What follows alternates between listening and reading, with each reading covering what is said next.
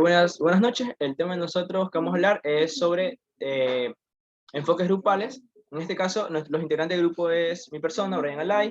Tenemos a Bailón Génesis, a Barreto Melanie, Estrada Griselda, Macías Mayerly, Fico Alison, López Mayerly, Torres García María Isabel. Listo. Primera diapositiva, por favor. Segunda diapositiva. Listo.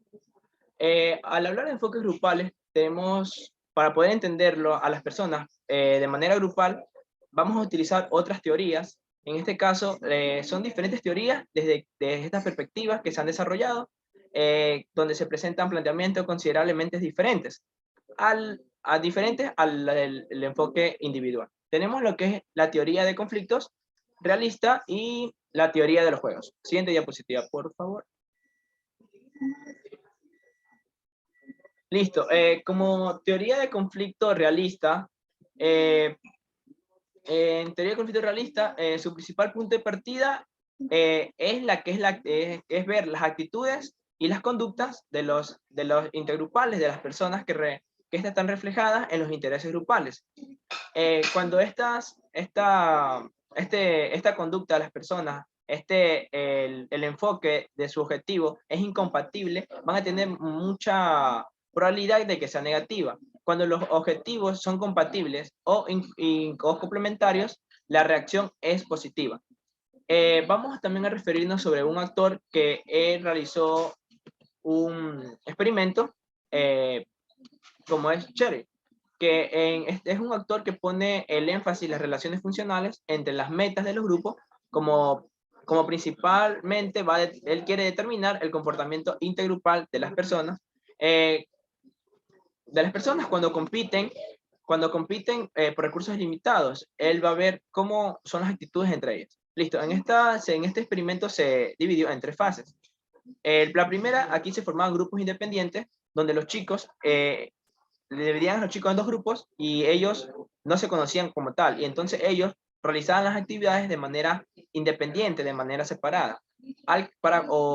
Omitieron crearse estructuras de grupo. En la segunda fase ya se crearon una interacción competitiva entre ambos grupos, es decir, que ya se habían conocido. Pero aquí se logra ver el conflicto entre los grupos, porque ellos, al momento de realizar una actividad, lo desarrollaban de una manera que no concordaban. Entonces eso de aquí desarrolló conflicto, donde había sentimientos de hostilidad, acciones discriminatorias y de la represalia y comentarios racistas hacia el otro grupo, donde ellos reactivaron o reorganizaron una nueva estructura, donde cambiaron a los jefes de grupo, se mostraron más cohesionados, y esto realizaron una mejor actividad para el momento de alcanzar sus metas. Y como última fase tenemos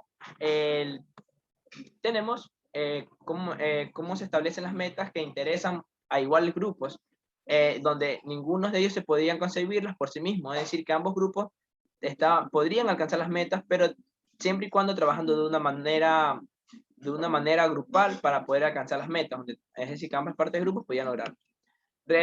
Tomando en cuenta que este experimento que realizó este autor dio como énfasis o dio como resultados fue tomado desde 2 puntos de vista, de un lado metodológico y del lado metateórico.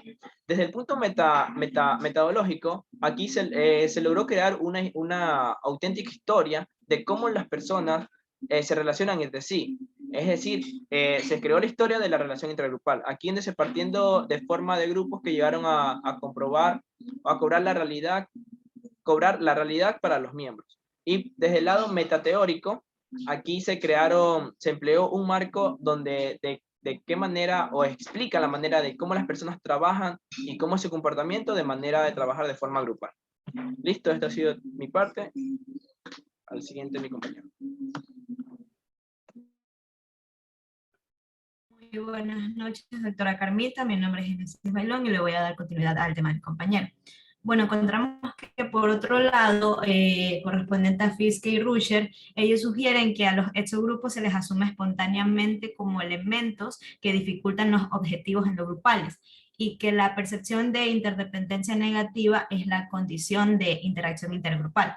Así, cualquier forma de interdependencia, ya sea competitiva o cooperativa, entre el endogrupo y el exogrupo puede experimentarse como negativo.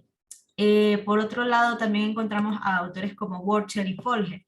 Ellos pusieron de manifiesto que cuando los esfuerzos conjuntos, lo que es endogrupo y exogrupo, no dan el resultado esperado, se producen reacciones más desfavorables hacia el exogrupo y a este lo terminan de acusar por el fracaso.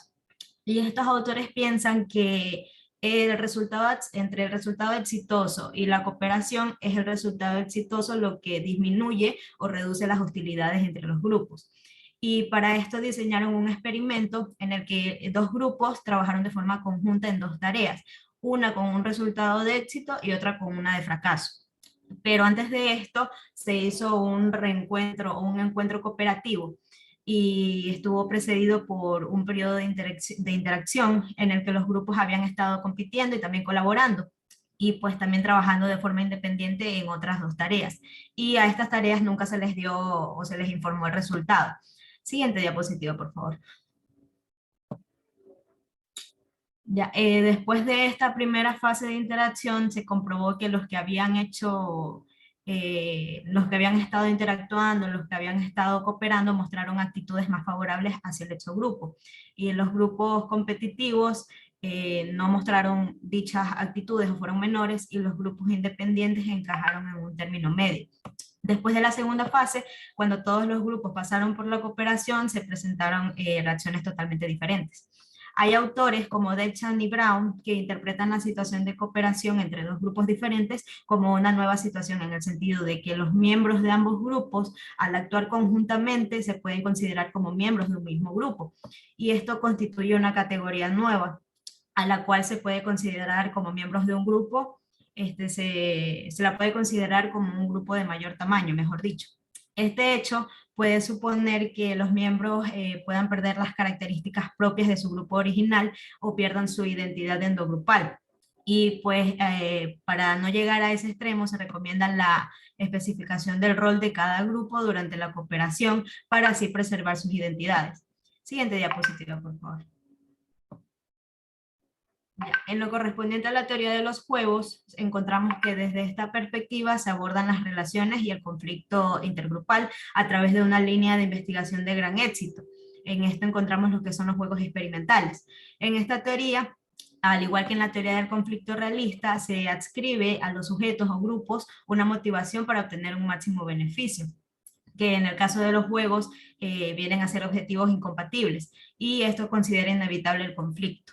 No obstante, a diferencia de la teoría del conflicto realista, considera que en ocasiones la interdependencia entre grupos adopta la forma de motivaciones mixtas, y pues aquí se encuentra que los sujetos tienen una motivación tanto para cooperar como para competir en esa persecución por el mejor resultado.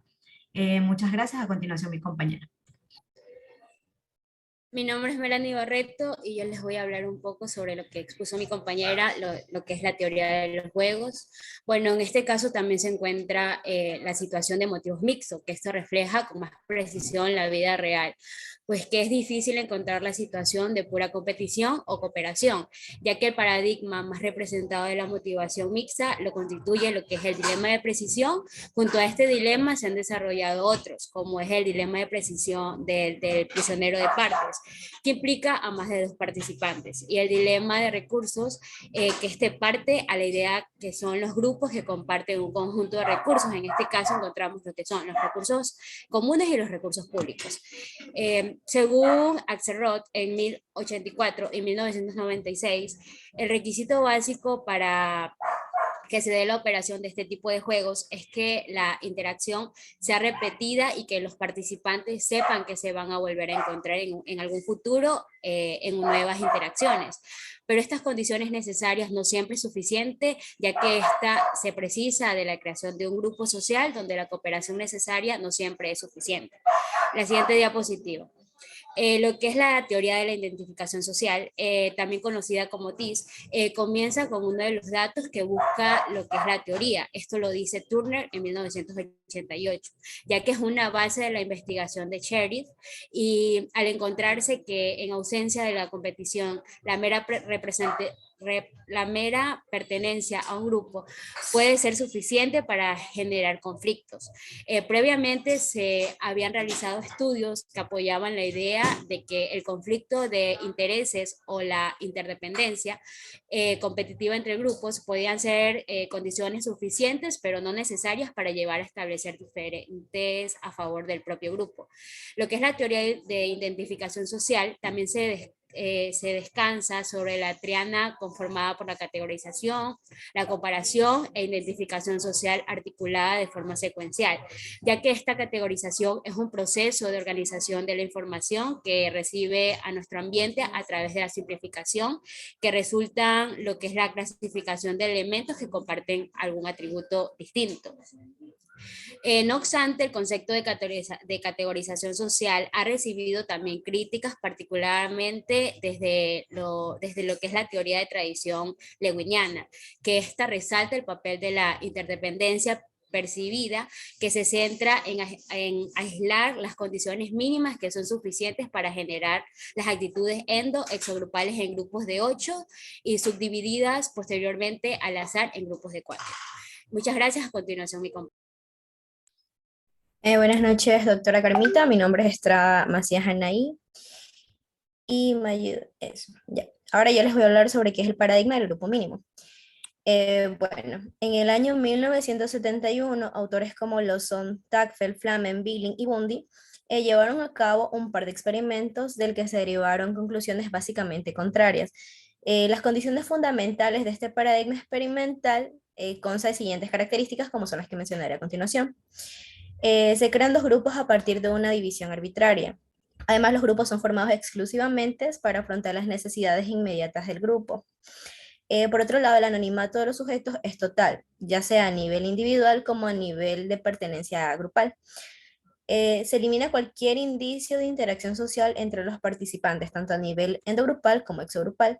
Y por último, la ausencia del vínculo instrumental entre las respuestas del sujeto y de su propio interés. Me ayudan con la siguiente diapositiva, por favor. Bueno, en estas condiciones son eliminadas todas aquellas variables que puedan incidir sobre la discriminación, a excepción de una. Esta es la categoría nosotros-ellos. De esta manera se crea una identidad social mínima y es aquí donde los sujetos son conscientes de que pertenecen a un grupo, pero realmente la definición de grupo como tal es prácticamente nula. También cabe recalcar que para lograr condiciones de interdependencia mínima es necesario los repartos que se mencionarán a continuación. Tenemos las elecciones de cada sujeto no están referidas a sus propios beneficios, sino que determinan solo los resultados de los otros, como también que al proceder el reparto los sujetos conocen solo la identidad grupal de los grupos participantes, y estos resultados se deciden en cada momento. Por otro lado, la cantidad de dinero que se recibe por cada participante va a depender de la decisión de los demás. Y por otro lado, tenemos que todos los participantes tienen asegurada la suma de dinero determinada simplemente por el hecho de haber participado en dicho experimento. La siguiente diapositiva, por favor. Bueno, como podemos visualizar, existen dos tipos generales de situaciones de reparto. Por un lado, los sujetos realizan el reparto entre dos miembros del endogrupo o dos del exogrupo, ya sea bien del reparto y de esta manera se realiza en los miembros del endogrupo y también del exogrupo. La medida de la variable dependiente se hacía a través de matrices y tenemos que tener en cuenta que las matrices permiten tomar decisiones que responden a ciertas estrategias que se mencionarán a continuación. Estas son el MGC, que tiene como significado máxima ganancia conjunta. Esto hace referencia a que se debe obtener el máximo dinero del experimentador para los miembros de ambos grupos, considerado de forma conjunta. Por otro lado, tenemos lo que es el MGE, que significa máxima ganancia endogrupal. Aquí se elige aquella combinación numérica que garantiza al miembro del endogrupo la cantidad máxima. Por otro lado, tenemos MD, que hace referencia a la máxima diferencia a favor del endogrupo. De esta manera se establece una mayor distancia entre lo que obtiene el miembro del endogrupo y lo del exogrupo. Por otro lado, tenemos la J, que hace referencia a la justicia, que significa la distribución de la misma cantidad, tanto para el endogrupo como para el exogrupo, o sea que trabaja de forma equitativa. Por último, tenemos lo que es la FO, que significa favoritismo exogrupal. lo cual quiere decir, como su nombre lo dice, mayor número de puntos a los miembros del exogrupo. A continuación, mi compañera. Ya, buenas, profesora Carmita, mi nombre es Mayerlin Macías y siguiendo con lo que dijo la compañera, pues, siguiente diapositiva, por favor.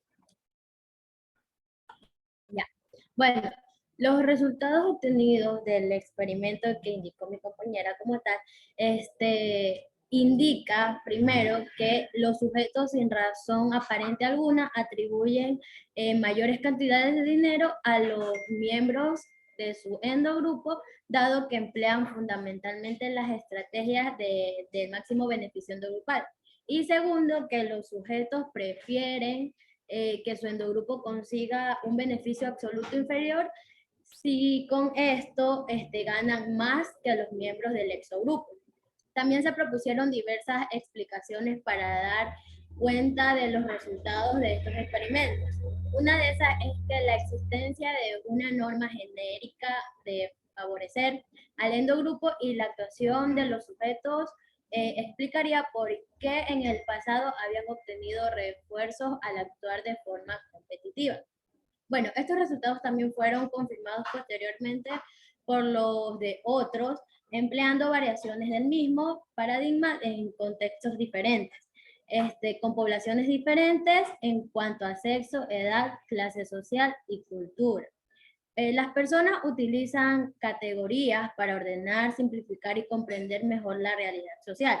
Este grupo permite que las personas se adscriban a sí mismas y a las demás a ciertos grupos que guardan relación, como ya se mencionó, con el sexo, raza, clase social, entre otros. Una de estas categorías resulta ser clave para poder tener sentido de identidad social que tienen las personas y que está determinado por su pertenencia a distintos grupos. Las personas, por otro lado, prefieren tener su autoconcepto positivo en vez de un autoconcepto negativo. Y dado que buena parte de este concepto se desarrolla a través de lo que es la pertenencia a ciertos grupos, es lógico que se quieran pertenecer a grupos sociales valorados. La siguiente diapositiva, por favor. Bueno, hablemos sobre la autoestima y las relaciones intergrupales. El papel de la autoestima en la discriminación intergrupal ha tomado dos vertientes muy importantes. Y la primera es que se considera que las personas muestran discriminación para así poder aumentar su autoestima. Y la segunda vertiente es que se considera que la baja autoestima, por lo tanto, genera lo que es un grupo estigmatizado o de bajo estatus. Así origina lo que es la discriminación intergrupal. Entre las razones deducidas para explicar estos resultados, se ha de mencionar que una de las principales es la variedad de instrumentos utilizados para poder medir lo que es la autoestima de estos experimentos. Y en ocasiones, estos experimentadores utilizan lo que es las escalas para poder medir los sentimientos personales de uno que pueden no estar relacionados con los sentimientos, basados en su pertenencia grupal. Y esto los utilizan para poder evaluar los sentimientos genéricos en lugar de sentarse en situaciones específicas, o preferiblemente refieren a todos los grupos y no a algún grupo en particular. Muchas gracias. A continuación, mi compañera. Buenas noches, mi nombre es Alison Mami Pico García. A continuación de mi compañera, pues me tocaría hablar sobre la segunda razón. Esta puede ser que las medidas de autoestima y sesgo endogrupal pueden estar fuertemente influidas por factores de deshabilidad social. Farman y colaboradores en 1999 abogan por la utilización de estas medidas. Las más útiles, donde sean, o sea, de manera obvia lo que siente un investigador. Este test ocurre de manera que se asocian implicando todas las medidas de investigación. En este test también se pregunta a los sujetos que categoricen lo más rápido que puedan una palabra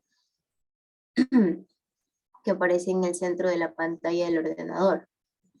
Fagman y colaboradores encontraron también que la autoestima, el sesgo endogrupal y la identificación grupal, la identificación grupal correlacionaba a estos argumentos metodológicos y también añadían otros motivos con los que se pueden poner en juego a una sola persona, que de manera, se llegaría a identificar en el grupo como uno de ellos, sería siendo ya la discriminación en los que participen o empleen, que puedan ser vistas como sentirse uno mismo.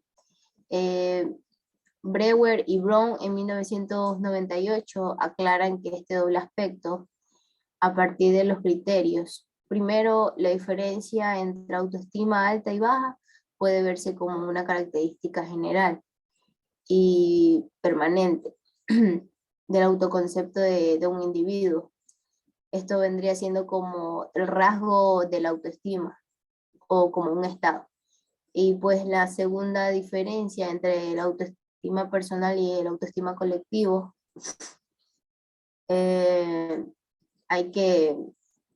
varios estudios nos han demostrado que la autoestima individual y la autoestima colectivo se presentan de manera diferente en las relaciones, discriminando el intergrupal. Muchas gracias. A continuación, mi compañero. La siguiente diapositiva, por favor. Bueno, quien les va a hablar es Mayerly López y con el tema de la identificación grupal y el sesgo endogrupal. Uno de los otros desarrollos teóricos que siguieron a la teoría de la identidad social fue la relación entre la identificación grupal y el sesgo endogrupal. Si los juicios y decisiones sesgados entre grupos están motivados por preocupaciones de identidad social, uno podría esperar encontrarse con que es una relación positiva entre la identificación grupal y de los sujetos y el grado del sesgo endogrupal.